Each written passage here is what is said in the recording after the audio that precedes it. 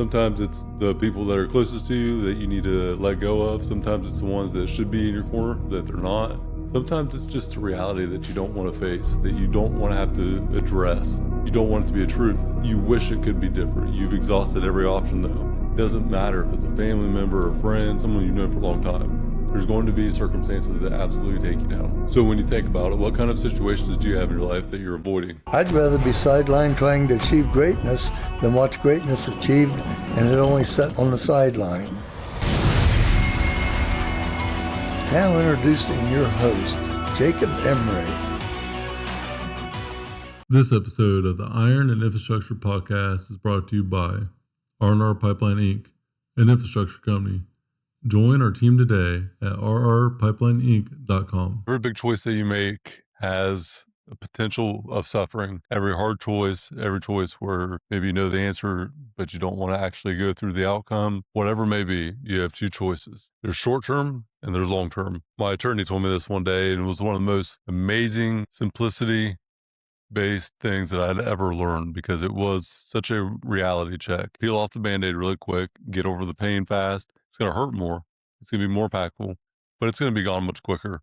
Or let that thing just linger and bleed you out over time and it just destroy you overall. Short term is the pain of the change that you need to make immediately. And the long term is the pain of staying the same and it just wearing you out day after day after day. Most people avoid the short because of the magnitude of that situation, because of how big it could be in the moment. And then they have the long-term suffering that absolutely demoralizes them forever. And they can't get through the thing or they're unable to get through it. Or by the time you actually do, there's not much relief because it's too much in that moment. Sometimes it's the people that are closest to you that you need to let go of. Sometimes it's the ones that should be in your corner that they're not. Sometimes it's just a reality that you don't want to face, that you don't want to have to address. You don't want it to be a truth. You wish it could be different. You've exhausted every option though. It doesn't matter if it's a family member, a friend, someone you've known for a long time. There's going to be circumstances that absolutely take you down. So when you think about it, what kind of situations do you have in your life that you're avoiding? Do you have scenarios where you got this thing you know you need to do, but you're just not wanting to do it?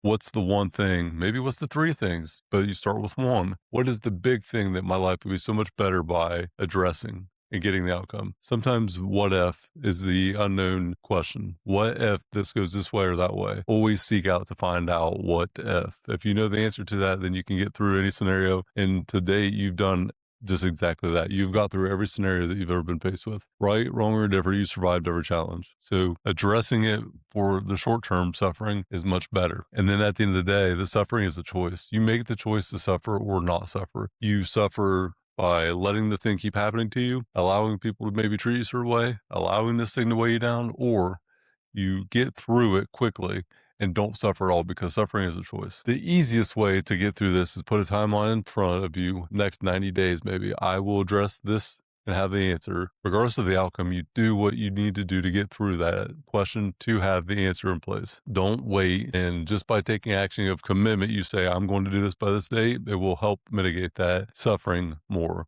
And then you'll be more prone to just get through it because you put it on the calendar. What would your life look like if this one big problem was addressed? Regardless of the outcome, maybe two different outcomes, what would it actually look like, feel like? What would you be able to do with that profound freedom that you're searching for, or that weight that you're not carrying anymore? How does it feel? What's the mentality that you have moving forward? What is the temperature of the room? Is your life much better? Is it easier? Is it more calm? Is it more peaceful? My God, would it be more peaceful if you didn't have that weight on you? The only way to know is to go through. The obstacle is not what you avoid. The obstacle is the way. So find the courage in yourself to put a date on the calendar, go attack the obstacle for what it is and stop avoiding it because it will control you the more you avoid it.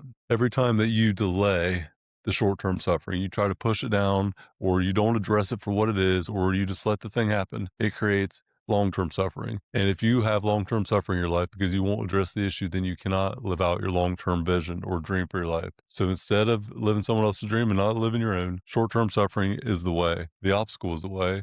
And normally the hard road is the one that you need to go down. Probably the hard path. Choose the hard path. Make this short-term suffering the one that comes in play. If you're going to have to suffer at all, make sure it's short.